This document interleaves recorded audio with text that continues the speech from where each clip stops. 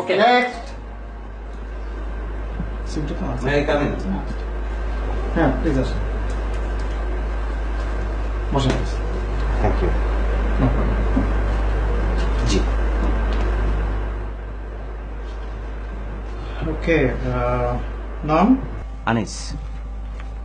আনিস, আচ্ছা। শুধু আনিস, আগে পরে কিছু নাই? আগে পরে যদি কিছু দিতে চান তাহলে সেক্ষেত্রে দিতে হবে আনিস, এবং তাতে দাঁড়াবে আনিস আনিস আনিস। আনিস আনিস আনিস, তো তাহলে সার্টিফিকেট নেম কি? আপনাদের কাছে তো সিভি রয়েছে, প্রয়োজন হলে দেখে নিন। আমাদের কোম্পানির কোনো কাজকর্ম সম্বন্ধে আপনার কোনো আইডিয়া আছে? কেন থাকবে বলেন তো?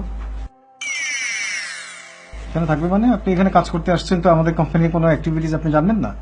আরে এগুলো কোনো প্রশ্ন হলো নাকি? দেখেন, আমি ইন্টারভিউ দিতে আসছি ভালো কথা, কিন্তু আমি যে চাকরি করবো সেই নিশ্চয়তা কিন্তু এখনো দিতে পারছি না। কেন? না, আপনাদের আচরণ দেখে মনে হচ্ছে আপনারা আমার পরীক্ষা নিচ্ছেন। তো আপনার কি ধারণা যে আমরা আপনার সঙ্গে ফাজলামি করছি? আপনি কি এখানে ইন্টারভিউ দিতে আসেননি?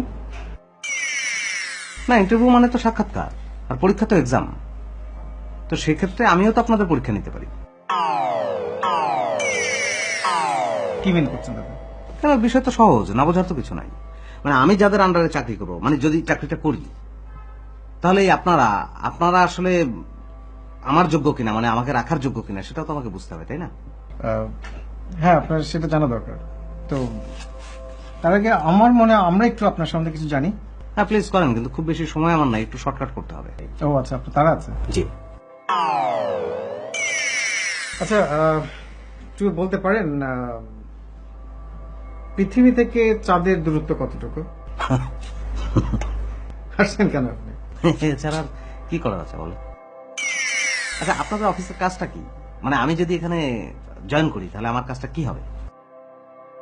কাজ হবে আমাদের তো এটা গার্মেন্টস বাইং হাউসের ব্যবসা, সো বাইং রিলেটেড কাজকর্ম হবে।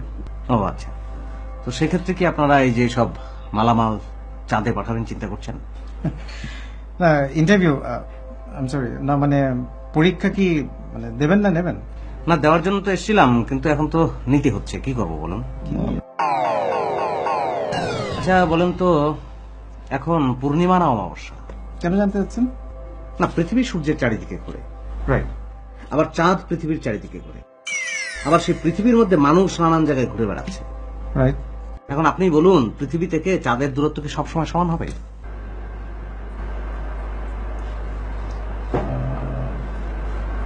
না, তা তো ঠিকই, আপনি ঠিকই বলছেন। তো আমাদের তো মনে আছে যে ইউ আর রিয়েলি জিনিয়াস। হ্যাঁ, ঠিক আছে। আচ্ছা, আপনারা কি জানেন যে মানে খবর রাখেন প্রতিদিন ইথিওপিয়ায় কতজন শিশু মারা যায়, বা বাংলাদেশে রাতের বেলা খোলা আকাশের নিচে কতজন মানুষ ঘুমায়?